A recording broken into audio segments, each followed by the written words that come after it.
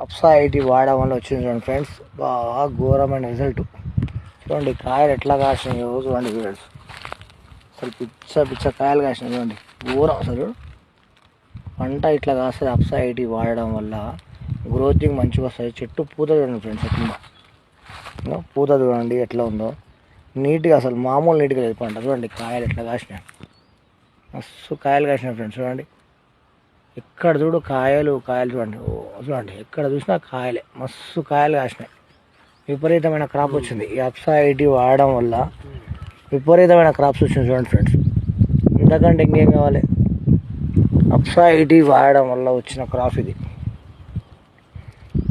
చూడండి friends, అప్సా IT వాడడం వల్ల తోట అంతా పచ్చగా ఎట్లా ఉందో, అసలు మంచి రిజల్ట్. పూత రాలిపోలే, మంచి కాయలు కాసినాయి, పూత పూస్తుంది, నీట్గా ఉంది తోట, ఏ మాత్రం డిస్టర్బెన్స్ లేదు.